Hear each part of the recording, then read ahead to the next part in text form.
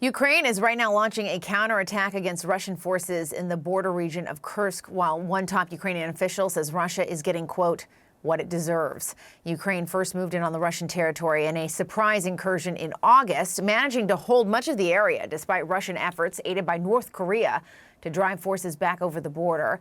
Joining us now to discuss, Cedric Layton, retired U.S. Air Force colonel and CNN military analyst. Great to have you here. Good to see you.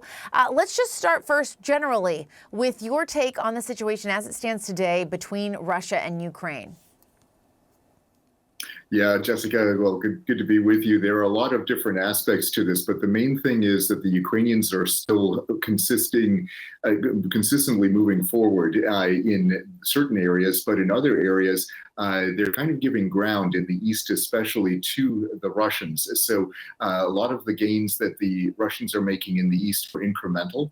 But when it comes to what's happening in Kursk, the Russians have not dislodged the Ukrainians from there. And in fact, as you noted, the Ukrainians are engaging in a counteroffensive, which is basically aimed at cleaning out some of the Russian areas and the North Korean areas around the area of Sucha, which is the town that they occupy in that district in Russia, right across the border from them.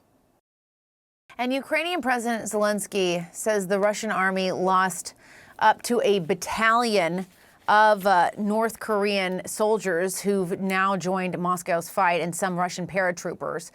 If that's in fact accurate, how impactful is that sort of defeat?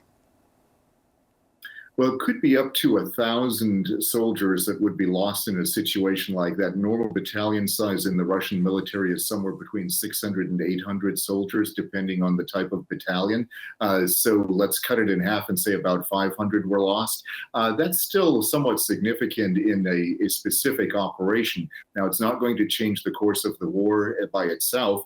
It's also not going to change exactly what the Russian goals are, but it could have a momentum of its own. And actions like this, if the Russians were in fact, and the North Koreans were in fact in a situation where they lost that many people, that could have a significant impact on their ability to carry forth operations in the Kursk area.